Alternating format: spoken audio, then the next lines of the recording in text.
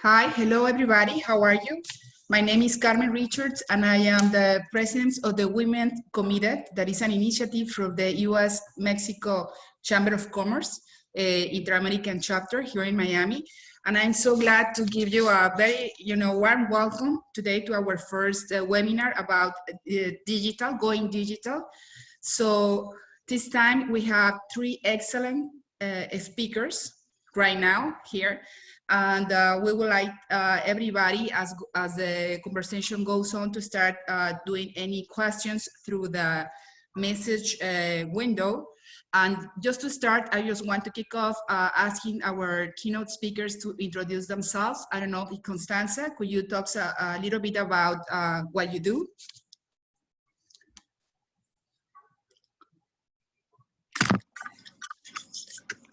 Hello, can you hear me well?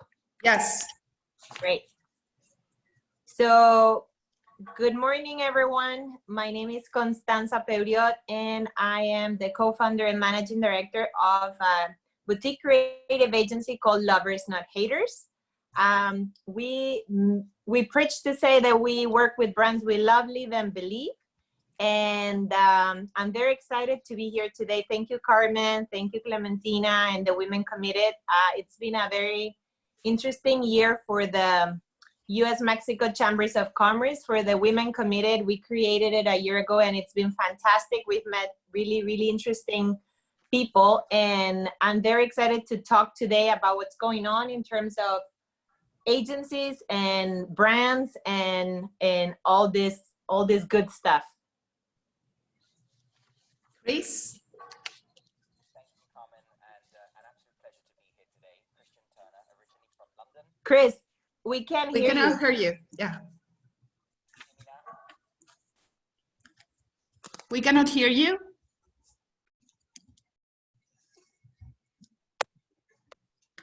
Can you hear me now? Now, better. Okay, I apologize, my headset must have gone. Don't worry. Christian Turner, originally from London, based here in Miami. I work for HSBC. My background the last 10 years has been in B2B marketing, but now reside over our digital financial literacy project. So really been at the forefront of helping all of our bankers and advisors go face-to-face with clients in this new digital world that we're living in.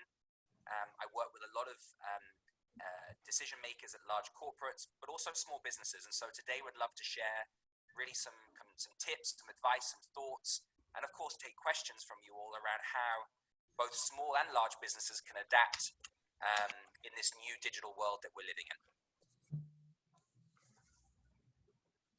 Perfect. Ana? Yes, hi everybody, Ana Paula Gonzalez. I started my career in management consulting in the private equity space and then did about 3 years of impact investing in Latin America. And I've been over 3 years now at 500 Startups. We are the most active global venture capital fund. We invest in early stage tech companies. We've invested in over 2,300 startups in 75 countries around the world. So we're a pretty big distributed team, 150 people in 20 countries. And we work funding and training these startups. And we also partner with corporates and governments to help foster innovative ecosystems. So very excited to be with you all here today as well and talk about how we've been adapting ourselves to this new remote world and how we're helping our startups to continue to reach out to partners and clients in a new remote world as well. Okay, so this is going to be a very exciting topic today because we all need to be connected digitally. And I think that it has been a challenge and a learning experience for everybody. So I think it could be very much productive for all of our attendees to understand your point of view on how should be this digital era developing in the future and much more in the next months. So I would like just to jump in and start with some questions so we can open up to some talking points. And for this, I would like to start first with Constanza. We understand that there has been already a lot of implementation for a small and medium business size, but we would like to know if a company that is in small or medium size that has never really invested on defining a strategy of communication platform, how do I get started on doing things right?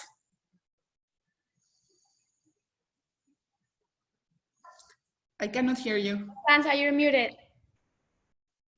There we go. Now? Yes. Okay, great. So I think that to get started, first, I think that I would like to give a little bit of background on what's happening right now, right? I would like to say that in general terms with this situation and the COVID and what's happening in the world, the playing field has evened up. A couple of things have happened lately, and it's that obviously we're all at home. We're not at airports, we're not looking at bus shelters, we're not on the go, which means that we are either sitting on our couch watching TV or we are looking at our phones all day long. So that means that big production budgets have either been reduced or shifted towards digital. This basically puts in a situation where smaller clients really don't have the budget to go like shoot big commercials in South Africa where helicopters are exploding like big clients, right? But hey, like big clients cannot go right now either. So that puts us on the same problems and same opportunities for all.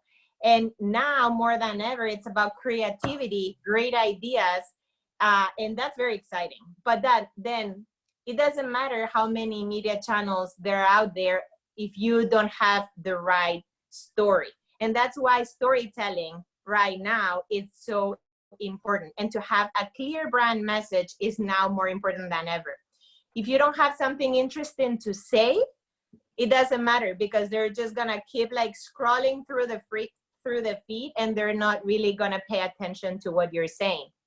So that's what I say when I say that the field has evened up. It doesn't matter if you're a big brand with a weak message or a small brand with a strong message. At the end of the day, is the same. Big or small brands are wearing the same size gloves right now. It's about using creativity and having a story that makes your target who's sitting on the TV or like browsing their phone stop.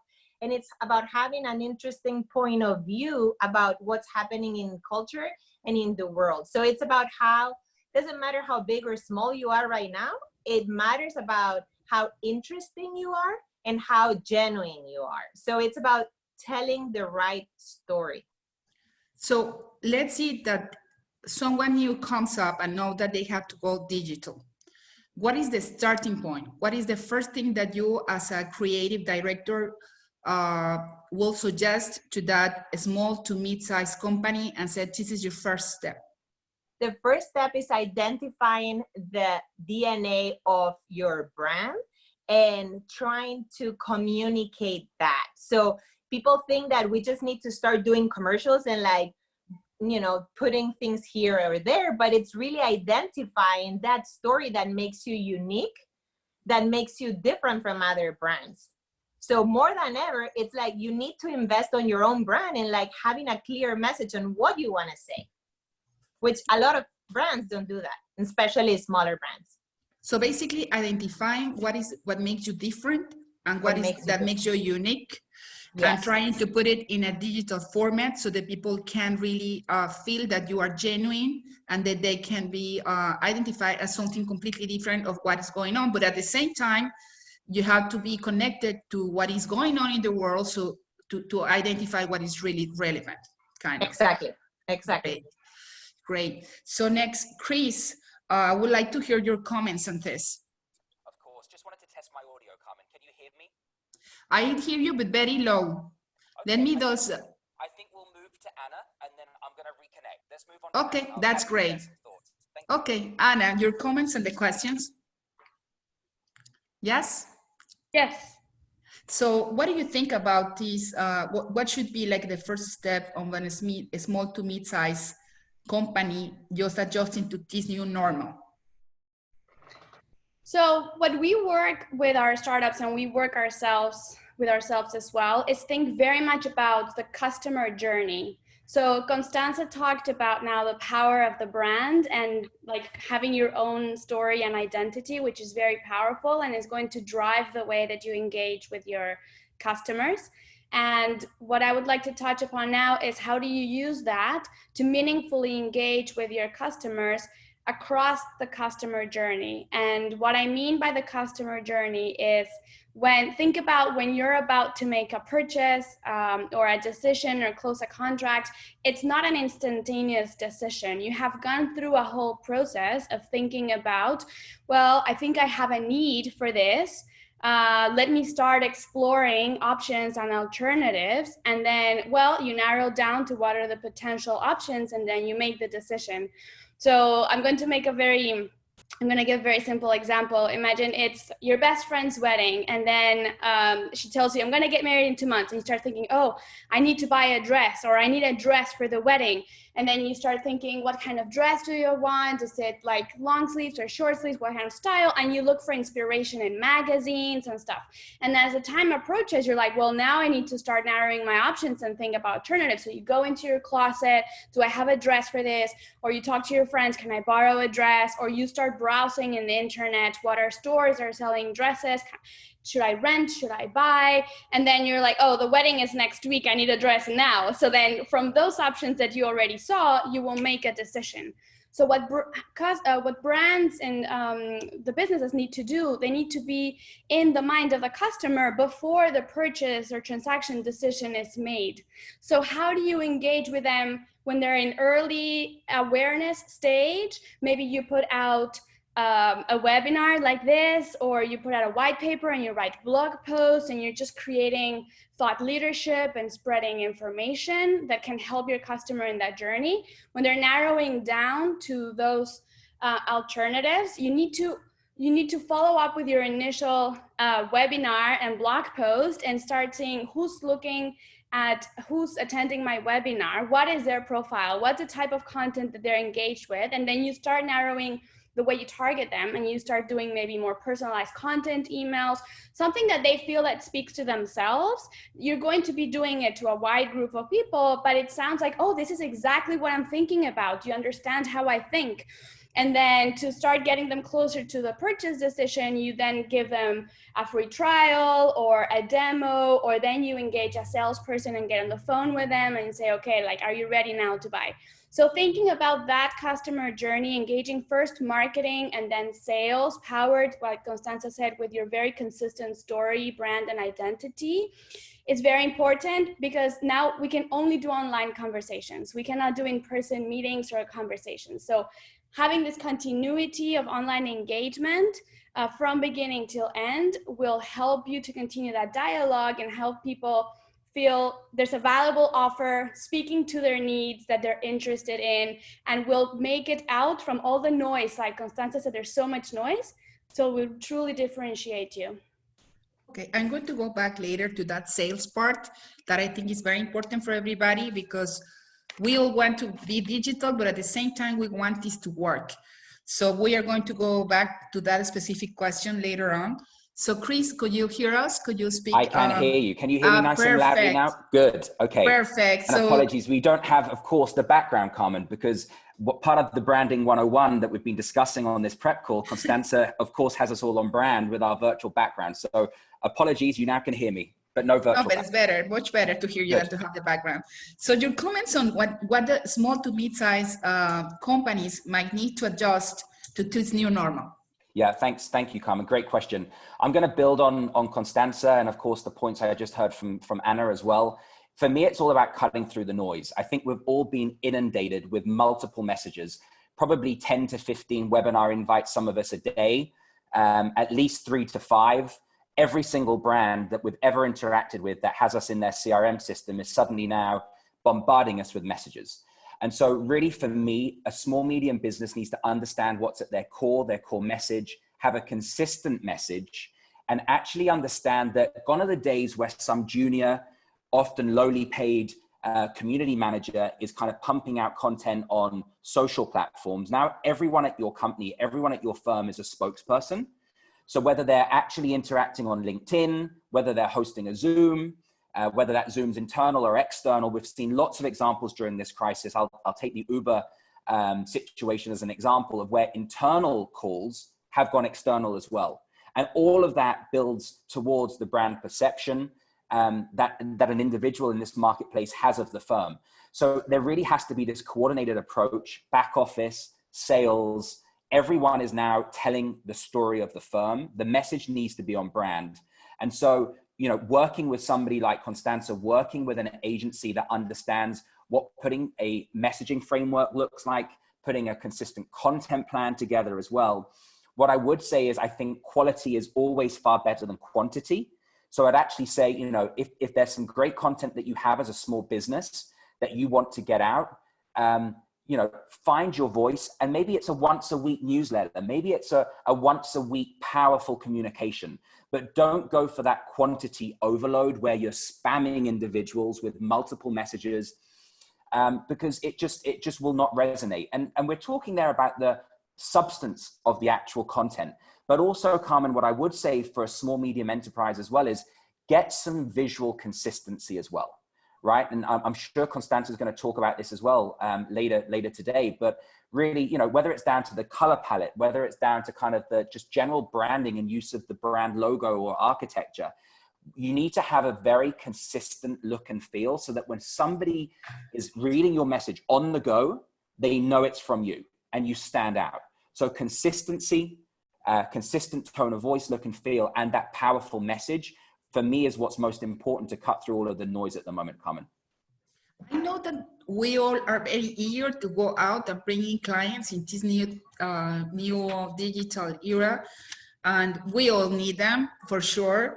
So I think that because of this, it makes kind of difficult to hold on ourselves and to find ground and kind of sit down and identify first who is our client, where we really can add value, and communicate that. So just that kind of thing, it could be difficult because you want everybody and you want anyone that could buy your product. But at the same time, if you don't communicate clearly, it will result against you, basically. That's what I get from your comment. So let's talk a little bit about the tools. What are the tools that we would like to have, or that a small to mid-sized company will need to explore? So let's start first with Constanza. Sorry, Carmen. Can you repeat again? Sorry. Yes, we were talking about what are the tools. Let's see that you are a small to mid-sized company, and what are the tools that you need? Like what you recommend for this type of company to jump in? Like what are the basic tools that you have? They already have their marketing plan.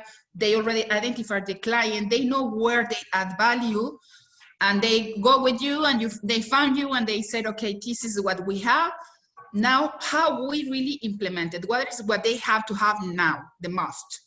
So I think that first, a lot of clients think that they have what they need to go and reach out to the client. But then when we talk and we do a little bit of investigation about their brand, we realize that, first of all, as Chris was saying, they're not even consistent they don't have a consistent look. They don't have a consistent tone, and they don't have a consistent tone. Is like the voice of the brand, right? Like it needs to have a consistent, so no matter who speaks is a spokesperson in the company, like Chris was saying, nowadays, everyone in the company is a spokesperson because we're doing Zoom webinars, because you're out there like talking to clients.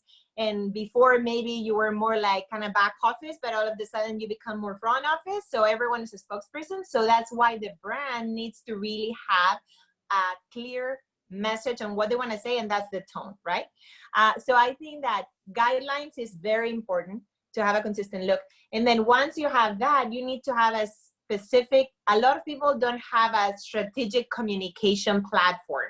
They just want to shoot different campaigns, but without having an umbrella on really what they want to communicate as a brand, right? So that's to me the first step. Once you have all that, the tools that we've been talking about, like look and feel, and the brand message and all that. You need to do like a strategic platform that, and then all the things that you want to start communicating, let's say all the campaigns, they need to run under that umbrella. So everything is consistent. And then we decide what media channels. So digital is one media channel, but it's not the only one, right? Like, and it doesn't feed all clients. For budget purposes, sometimes it is a good option, but you know, some clients might also go for like door hangers or whatever, you know, something that fits with what they really need to communicate, or how to engage with their customers. So I think that in terms of steps, I'll just repeat, it's more like, it's the look and feel, it's the guidelines, and having a clear message, having brand values and understanding who you are, having the right tone and consistent tone, look and feel, a strategic platform, and then you start creating like the different campaigns that you want to like do throughout the year or months or whatever. So I would say those are kind of like the tools and steps, but if anyone wants to add on it, yeah. I think that one of the main questions when someone starts in the digital world and listen to this comment that makes a lot of sense, one of the things that could be a little bit of a question should be, how much should I invest in this? How much is this going to cost me? You know, because we are struggling now, we are small, we are now, you know, with all the situation about the pandemic, you know, how it works, how much should I invest? How I will see that return coming back to my company? What are the key points that you comment normally with a client when starting in this, you know, in this digital world, so they can feel comfortable how to evaluate what they are doing and how to pace the different parts of a digital plan? You want me to continue? Yeah. Yes. So I think for that, it's very important to have clear KPIs, which are key performance indicators from the beginning, right? And you can run different campaigns if we're talking about digital, and you have to really have a good performance team that it's going to maximize the investment that you put on digital, right? So I would say that if that's a very key thing, like you need to obviously you have to invest to get something back. Mm-hmm. There's some people that they just want to like increase sales, but they don't really want to invest. And you know, that's like, I mean, I wish that we could do that, but it's impossible. You need to get out there in order to bring sales back. So there needs to be an investment, and it's key to have a good performance team that it's going to allocate those dollars into the right channels, that to be able to convert sales as quickly as possible for you to see the results. Okay, perfect. So key performance indicators are going to be the way that we have to measure our investment, and we can pace it depending on the type of business that we have, basically. So now, yes, Anna. I can add something to that a little bit more, especially because we work with a lot of very early stage startups. So the KPI that we help our startups work with for that is the customer acquisition cost as it relates to the lifetime value of the client. So the best startups will grow with a mix of organic and paid growth, as Constanza said. Organic means just word to word, ¿cómo se llama? Referral, mouth-to-mouth referral, without investing. But they also will need to create an awareness and a brand and get out there to increase their distribution. They will have to invest in digital, of course. And by the way, during the pandemic, we've seen the cost of Facebook ads reduced by 50% because there's so much now people that's there watching inventories have gone down of ads, and it's really cheap to get out on Facebook right now, apparently. But so the way that we ask them to measure it is after you do the spend on your campaign, your brand, etc., you measure it over a period of time, a month or 2 months, say, and then you say, how many customers did I bring in? So say you spend $100 and I brought in 10 customers. So my cost of acquisition was $10 per customer on average. It includes all the cost of sales. And then you will say, okay, my product, what is the value of, what's the price of the product? And then how often will this customer buy it, or for how long will they stay with me? And what is the lifetime value this client will bring to me? So it's a calculation, and you can say, well, this customer on average will bring me $100 in revenue over their lifetime value. So that's a great equation, and that's a great return on your investment.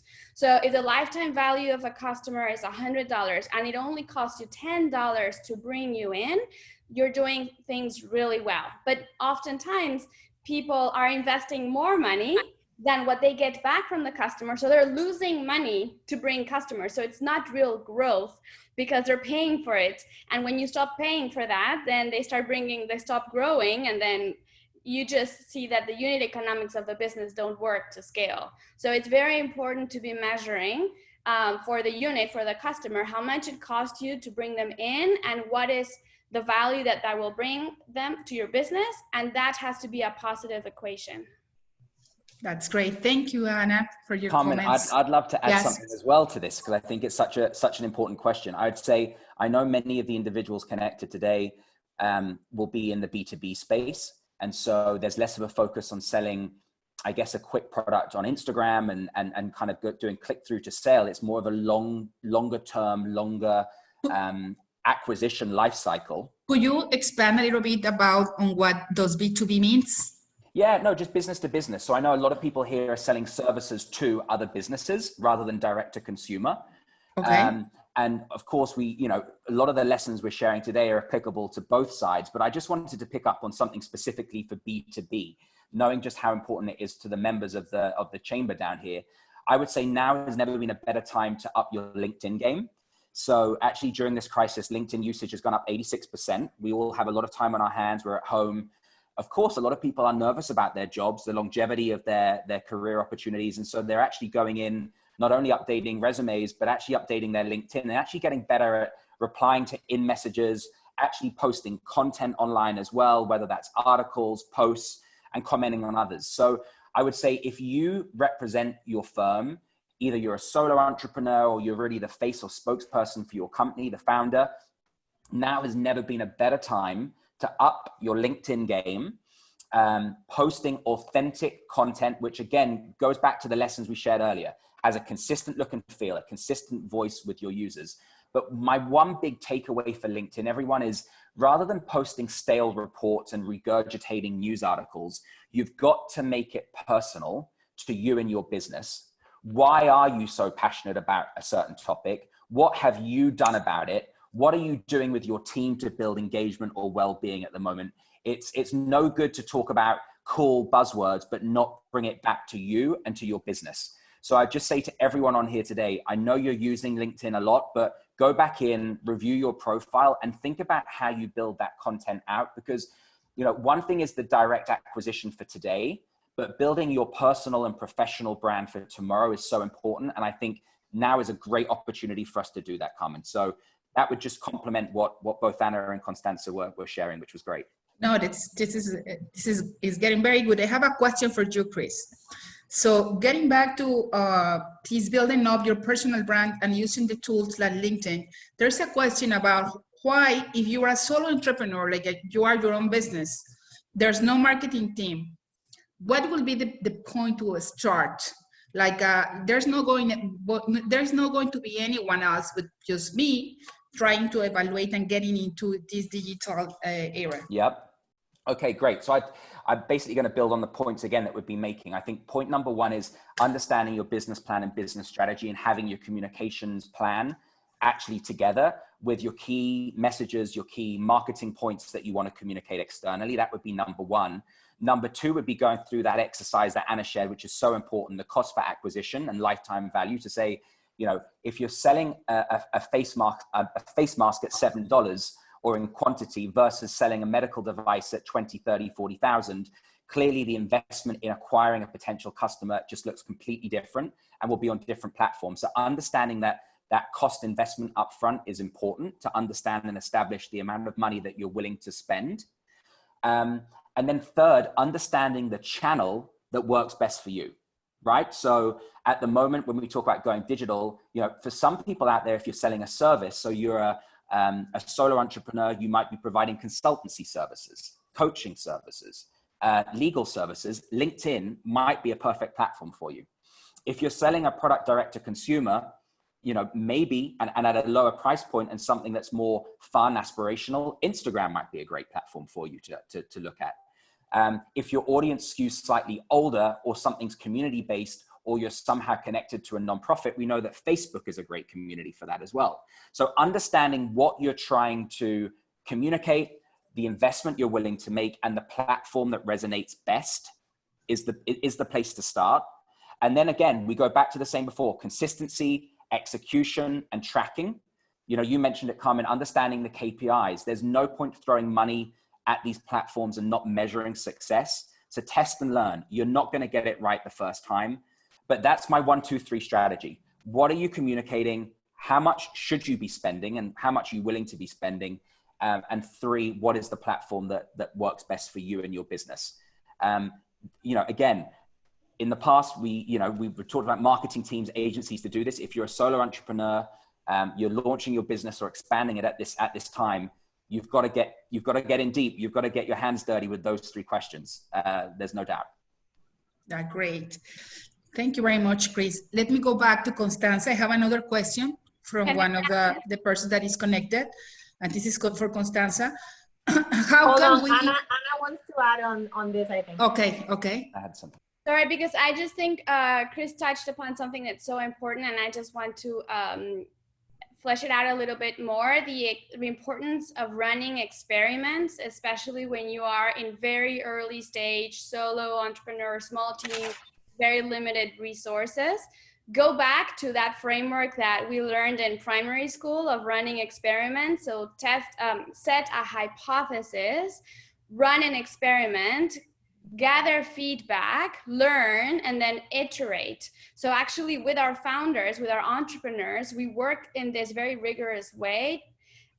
So every week they are running a very disciplined experiment, and they're learning, did this work? Yes, no, why? What do I need to test now that's different? Or what modifications do I need to make to my website? Or maybe it's a different channel, or maybe it's a modification to my product. So having this experimentation mindset to be able to iterate very quickly when you have very limited resources is very important. Okay, great comment. And before you ask me the next question, Carmen, I think I would like to also add something. And it's that I think that anyone nowadays that has a good idea and it's trying to run solo should consider to try to do things right from the beginning. And that doesn't mean that just because you are trying to do things on your own, you have to be alone. Like, you need to ask people for help, and you need to team up with agencies, or sometimes and you need to team up with other people that are experts on what they do, because even if sometimes it means that it's an initial investment, in the long run, it's really gonna help you. So if you don't have a clear message, if you don't know who you are, if you don't have a clear branding, and you just start shooting, then you're gonna have to at some point go back to basics. So, it's better that when you have an idea, have that in consideration. Okay, good. Let me go to the question. How can we innovate the advertising campaigns for a consumer brand and communicate their solutions with less segments promotional messages than usual? I'm going to repeat it again. Yeah. How can we innovate the advertising campaigns for a customer brand and communicate their solutions with less segments promotional messages than usual? How to make it clear and shorter, basically. I just feel like it's about creativity and message. and you know, like the story you want to say, and it doesn't have to be long. It needs to be straight to the point. But that's why you need to have a clear understanding on if you're a funny brand, or if you're a serious brand, or if the type of personality you have as a brand. So it's about creativity and storytelling, how you tell the story. That's very, you know, it's like a very good question, because I think that everybody wants to be creative and different, but that's when we need the help, like a company like you, to put it together and to put it in words what we are. Okay, so I would like to continue with Anna and asking her like how she sees like the future in terms of all this digitalization, in terms like innovations and things that could be different in the future. Like we are now living in a world that we never thought that it would happen. So what can expect, Anna, from now on? Wow. I mean, if I had that answer, I would not be here right now. No, but I know that you have a feeling, a better feeling than all of us of all the new things coming up and what is going out there. You know, we never thought that Uber will exist. We never thought that many things that are now happening will be here, and we are here. So we don't want to invest now in something that is not going to last. We know that branding will last, but we don't know how things could be selling in the future. So what do you think about that? Because you are involved in a world of creativity all the time. I think the lessons here are, the only thing that we know is that things will continue to change, and we need to be flexible and agile and be able to evolve as the world evolves as well. I am an optimist that I think that we will come out better from this pandemic, because people are realizing what are the things that truly matter.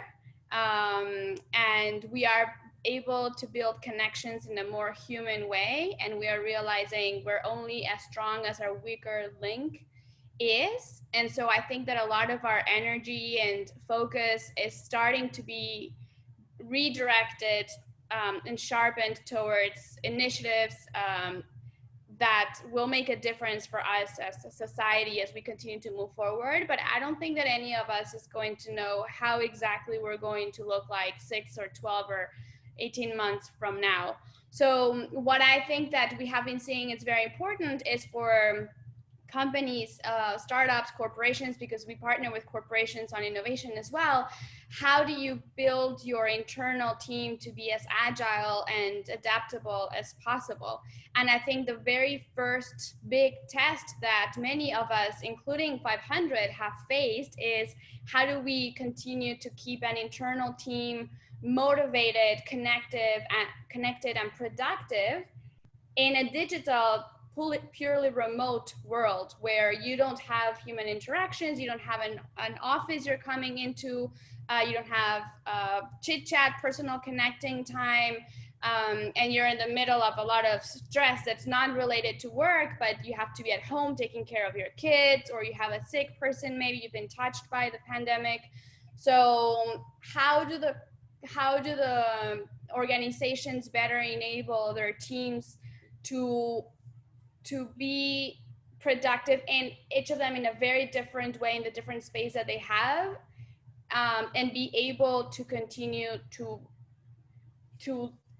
reinvent whatever the company needs to focus on is very important. So for us, we had all our programs with startups on site, offline, and then in 2 weeks we had to become a fully digital company, like doing our lectures virtually. We had to do a virtual demo day, which was an event in a big venue with 600 people, and we had to do all of that remotely in 2 weeks.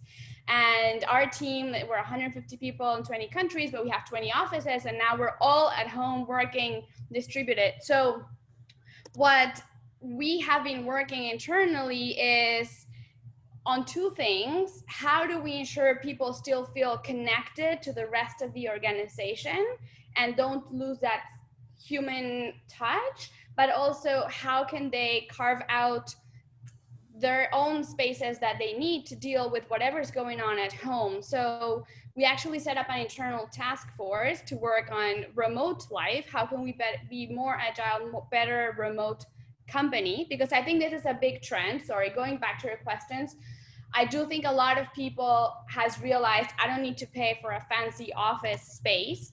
If I can work from home, my team is working well from home. So maybe I just need to have space to meet with clients, conference rooms. So that dynamic for sure is going to change. For sure, a lot of the interactions are going to stay remote.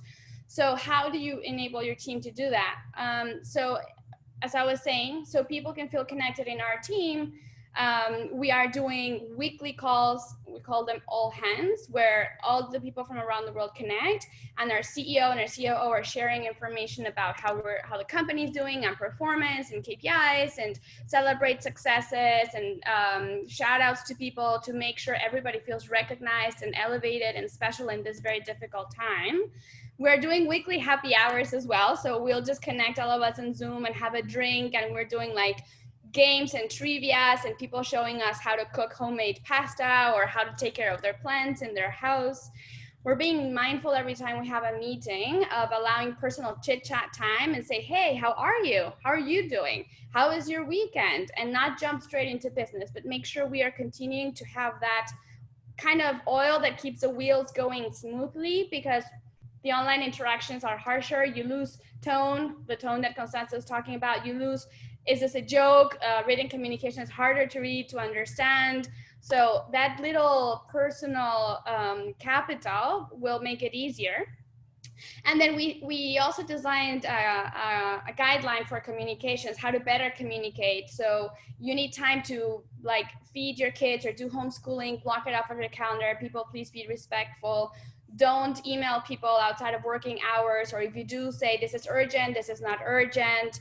And respect others people's space and their reactions as well. I think respect is a big thing that people need to keep in mind.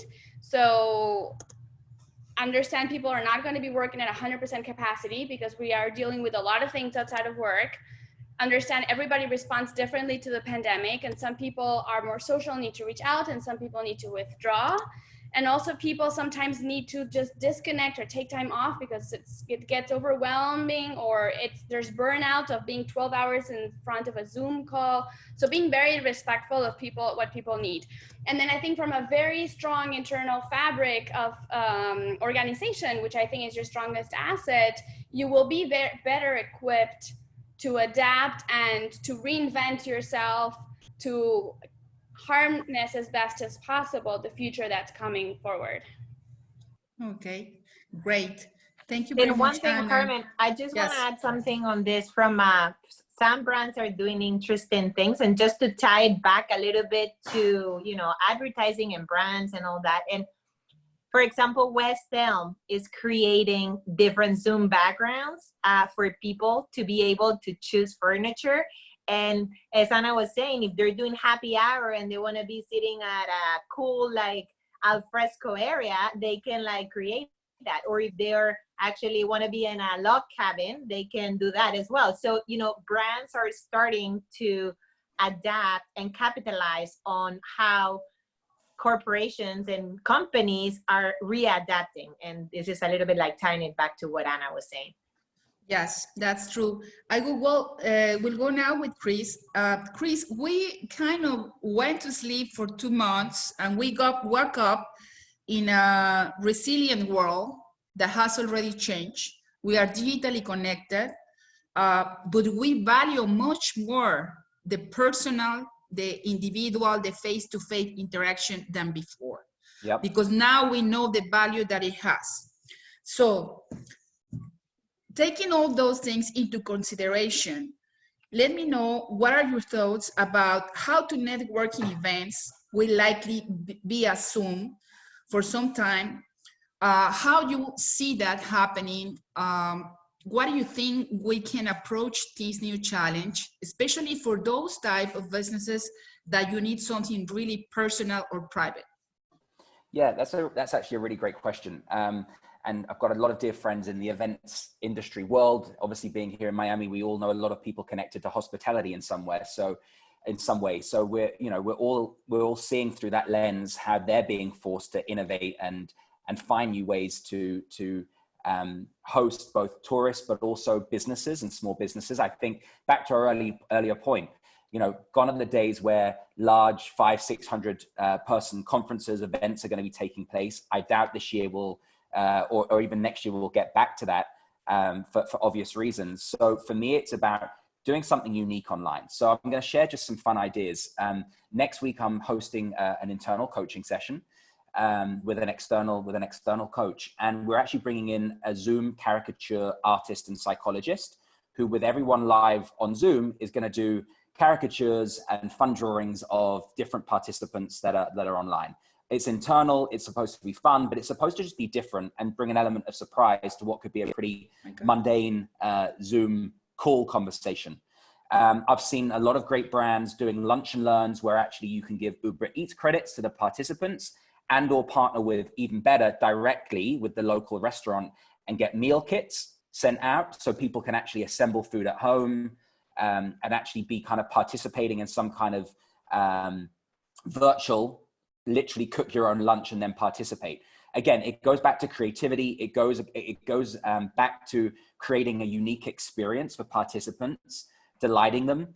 We're all seeing lots of great businesses, small and large, making donations on behalf of their employees, their clients, with local charities. So being thoughtful about what you're doing to show that your company is involved with the local community, supporting other local businesses, creating a network where small businesses are helping others, and just creating an element of surprise. So again, if you're out there in the B2B space and you're on this call today, think about when you're doing some kind of sales call next time, what element of surprise are you going to bring so that when people are connecting onto your call, they walk away and they remember it and they talk about it. And the next week they say, hey, I was on a call last week and X, Y, and Z happened and it took them by surprise. So again, content needs to be there, but just do something to be disruptive, to get people excited. Just a final another one. And I've been invited to a great work-related meeting next week, but the first 15 minutes, a local musician's going to join, right? And do a little musical interlude. And a lot of local musicians are doing that now via Zoom as well. So what can you do just to be different and bring an element of surprise? That would be my piece coming when it comes to networking. And as a brand, trying to get your brand out there and cut through the noise. Another question regarding on that topic. Do you feel this is something that is going to be temporary? Do you think that this is going to be part of our daily lives in business in the future? How do you feel about it? Yeah, I think people have a slightly new mentality. I'll talk from my friendship group. I think people are going more intimate. So I think gone are the days where we're going to go and stand at a bar with 100, 150 unknown individuals. I think we're all craving social interaction, but we're going to kind of go back to our best friends, our closest family members. We want to create intimate, more personal connection. And so whether that's cooking at home, right? And so I think there'll be a big focus on restaurants actually going to meal kits and saying, actually, you can take X amount of product home and you can assemble this as friends in your own safe space, safe environment. I think we've got to rethink the way we do meetings, the way we do marketing events, and the way we network. And I do think the more intimate and the smaller gatherings are going to recover faster. I think the large scale in-person events, at least for the short, medium term, aren't coming back, Carmen. So, on a professional level, we really have to think, how do we stay active, connected to our community? How do we use virtual technology to do that? But then how do we recreate in more intimate settings those opportunities for face-to-face gatherings? I think that's the way forward. But Constanza, Anna, what would you add to that? I actually would like to talk a little bit about this because we actually had an experience with one of our clients. It's a food distributor in Texas. They were doing mainly wholesale, and the plan was to do some type of retail by the end of the year. Then one day, local clients, local restaurants and local hotels stopped calling, and they're like, okay, so what are we gonna do now? And tying it back to everything we've been saying about the brand and the message and who they are, they're all about treating people like family and love and service. So what did they do? The hotels stopped calling, the restaurants stopped ordering, and they filled up the trucks with food kits for all the restaurant employees that had been laid off, or their, the people that used to call for them, like order. And they went and they distributed like all these food kits for those people in need. So that was like a very genuine thing to do at a very hard time. When they're basically running out of business, they decide to go and help the community. That's one thing. And that's like a way to behave. And that's why when we're talking about like who you are as a brand, you need to live and breathe that in order to be able to do it. That's one thing. And then the other thing is, as Chris was saying, is like, you need to reinvent yourself. So we had to launch the online retail side of business in 5 days. And it was crazy, but it was great. And they're still alive, and it was a very, very good experience. And the fact that they put so much love into helping others in the community paid back and really helped them get to, everyone that didn't know them because they were not an online grocer, they started to hear them because the news started to come. People started to like share everything on Facebook and Instagram, and it's starting like creating the buzz for them. So it really worked because it's really genuine on who they are as a brand, and it's about love and family and serving. And okay, you can call me right now. I'm gonna help the employees that you're actually laying off. And that was a very, very good experience for us, I think, and for everybody. Great. So I think that we are going to kind of wrap up now. We will invite all the participants to have their last questions if they have some.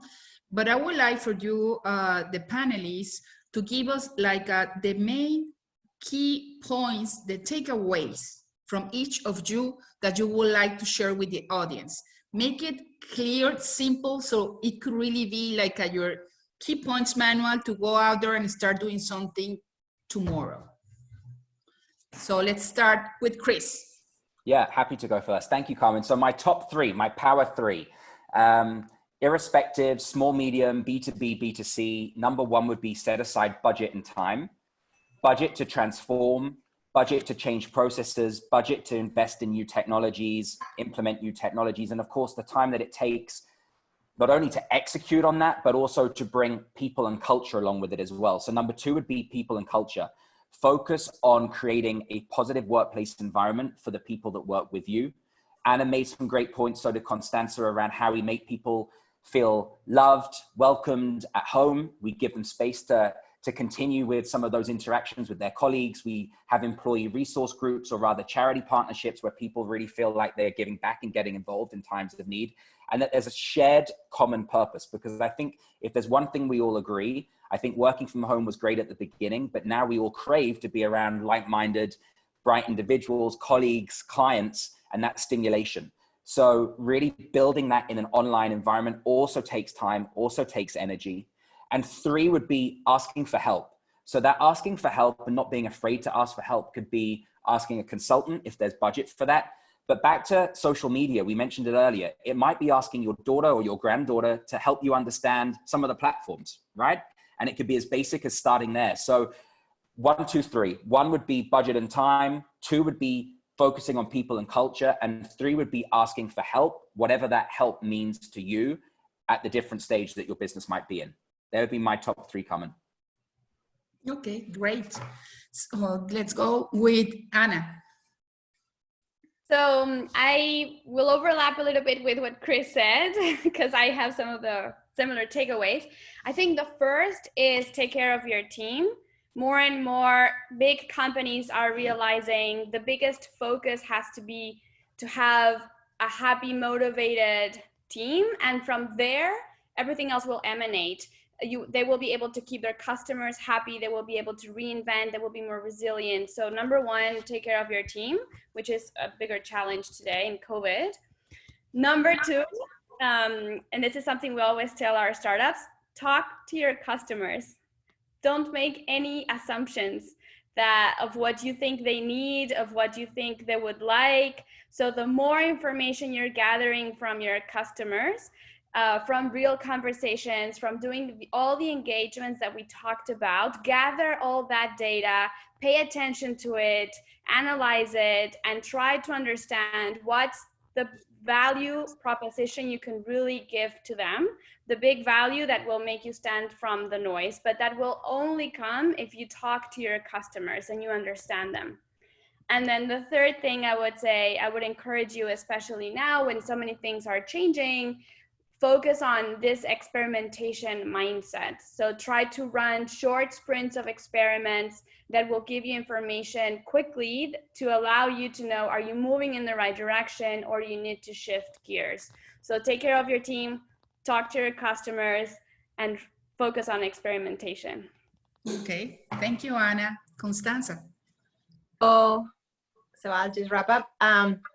So what I think that I would like to say is that at this point, it doesn't matter how big or small you are. What matters really, it's about how interesting you are, and that's the storytelling part, and how genuine you are, and that's the way you behave. So that's what I would like to say. Okay, so I would like to thank you, everybody. It has been pretty much interesting. Like our audience has been very participative. I think that we will look for more topics like this in the future. And I'm so grateful for everybody to be here and to add value to the United States-Mexico Chamber of Commerce. I think it's a great way to share all the wisdom words that you have been giving us during this hour. So thank you, everybody, and have a beautiful day, and stay connected and become digital. Thank you. Ciao. Thank you. Bye. Thank you. Thank you. Bye, everyone.